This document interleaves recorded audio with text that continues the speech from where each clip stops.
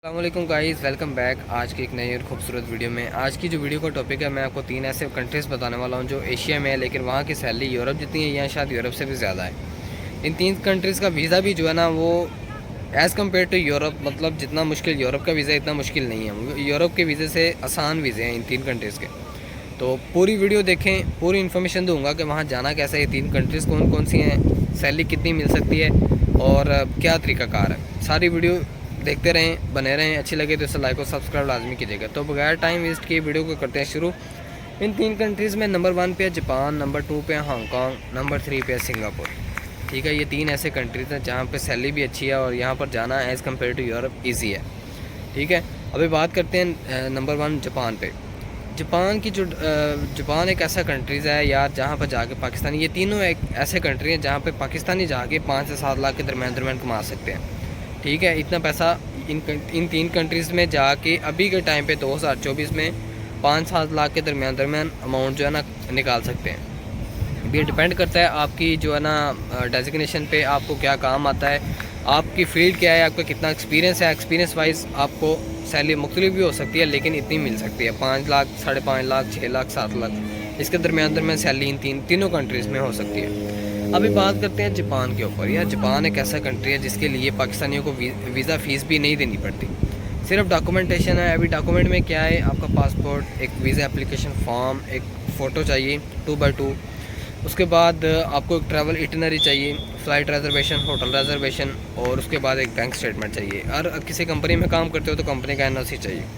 ये 6 डॉक्यूमेंट हैं और ये 6 डॉक्यूमेंट ऐसे हैं जो इन तीनों कंट्रीज़ के लिए चाहिए। ठीक है, ये 6 डॉक्यूमेंट ऐसे हैं जो इन तीनों कंट्रीज़ के लिए चाहिए। ठीक है, अभी बात है जापान के ऊपर। तो जापान का वीज़ा जो है ना, इन 6 डॉक्यूमेंट पे अप्लाई होता है। इसके लिए कोई वीज़ा फ़ीस नहीं है। अगर वीज़ा लग जाए तो चले जाना, वीज़ा नहीं लगेगा तो नहीं जाना। अभी जो दूसरा कंट्री है उसका नाम है हांगकॉन्ग। तो हांगकॉन्ग का प्रोसेस जो है ना, हांगकॉन्ग का वीज़ा 2 तरीके से अप्लाई होता है। एक तो वीज़ा इसका चाइनीज़ एम्बेसी के थ्रू अप्लाई होता है, और दूसरा जो इसका प्रोसेस है वो ऑनलाइन है। या तो आप इसको ऑनलाइन अप्लाई कर सकते हो या चाइनीज़ एम्बेसी के थ्रू। मैं आपको यही बोलूँगा कि आप खुद ऑनलाइन अप्लाई करें, क्योंकि ऑनलाइन में ये है कि आप अपने डॉक्यूमेंट सारे खुद प्रिपेयर करते हैं और ख़ुद अपलोड करते हैं, और आपको ईमेल पे जवाब आता है कि हम आपको वीज़ा देंगे या नहीं देंगे। इनकी जो इमिग्रेशन है वो आपको ईमेल पे मैसेज करती है कि आपका वीज़ा रिजेक्ट हो गया है, नेक्स्ट टाइम अप्लाई करें, या आपका वीज़ा लग गया है, आप इसकी फ़ीस पे करें। और आपको वो फ़ीस पे करते ही आपको वो स्टिकर सेंड करते हैं ई वीज़े का। तो ये एक अच्छा प्रोसेस है, मतलब इसमें भी तकरीबन फ़ीस ना होने के बराबर है। अगर सोचें उन्होंने आपको वीज़ा नहीं देना तो कोई भी स्टैंप नहीं लगाते, या रिजेक्शन की या कोई दूसरी इधर उधर की कोई भी स्टैंप नहीं लगाते कि हम आपको वीज़ा नहीं दे रहे। तो नंबर 3 पे जो है ना, उसका नाम है, उस कंट्री का नाम है सिंगापुर। यार, सिंगापुर जो है ना एक अच्छा कंट्री है, लेकिन सिंगापुर के लिए आपको लेटर ऑफ इनविटेशन चाहिए। एक इनविटेशन, लेकिन इसके लिए बैंक स्टेटमेंट जो है ना इतनी ज़्यादा नहीं चाहिए एज़ कम्पेयर टू दूसरे कंट्रीज़ जो है हांगकॉन्ग और जापान और हांगकॉन्ग की निस्बत यहाँ पर आपकी कम बैंक स्टेटमेंट भी चल जाती है, आपकी कम ट्रैवल हिस्ट्री भी चल जाती है। लेकिन यहाँ का ना एक इनकी रिक्वायर्ड डॉक्यूमेंट है जिनमें इनविटेशन लेटर है। इनविटेशन अगर आपका कोई सिंगापुर में रहता है, कोई जानने वाला, कोई दोस्त या कोई भी आपका किसी भी तरीके से आपको इनविटेशन दे देता है, तो आप वहाँ का वीज़ा अप्लाई करके वहाँ पर जा सकते हैं। या फिर दूसरा तरीका ये है कि आप गूगल पे सर्च करें invitation visit visa invitation consultancy in Singapore.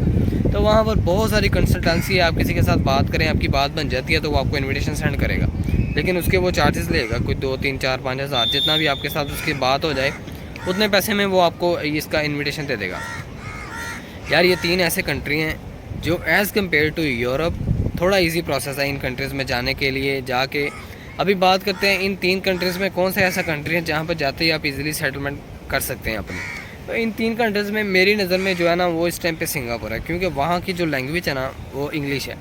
तो जाते ही आप जो है ना सेटलमेंट हो सकते हैं वहाँ पर, और वहाँ की भी सैलरी और सारे मामला अच्छे हैं। अभी इन तीनों कंट्रीज़ में सिस्टम जो है ना वो ये है कि आप विज़िट वीज़े पे जाते हैं तो आप विज़िट वीज़े को वहाँ पर कन्वर्ट करना बहुत मुश्किल है, थोड़ा सा मुश्किल है, लेकिन नामुमकिन नहीं बोलूँगा, क्योंकि जो लोग वहाँ पर पहले से उनको वहाँ के सारे प्रोसेस पता होते हैं, तरीक़ाकार पता होते हैं जो, और वो जो एम्प्लॉयर होता है ना वो कोई ना कोई हल निकाल लेते हैं इस काम का भी। ठीक है, तो अगर हल नहीं निकलता तो दूसरा तरीका ये है कि यहाँ तो आप अपने कंट्री में वापस जाते हैं, और वहाँ पर जो आपका जो मतलब अगर आप वहाँ पर 30 दिन के लिए गए हैं तो वहाँ पर आपकी जिस आदमी के साथ बात हुई है, जिस मालिक के साथ, जिस बॉस के साथ बात हुई है, वो आपको एक लेटर सेंड करता है, इनविटेशन लेटर सेंड करता है बॉस जॉब के लिए। तो आप उस इनविटेशन लेटर पे दोबारा वर्क वीज़े पे इन तीनों कंट्रीज़ में जा सकते हैं। ये दूसरा तरीका सबको पता है, जो यूरोप में लोग करते हैं, विज़िट पे जाके चेंज कर लेते हैं या इलीगल जाके असालम करते हैं।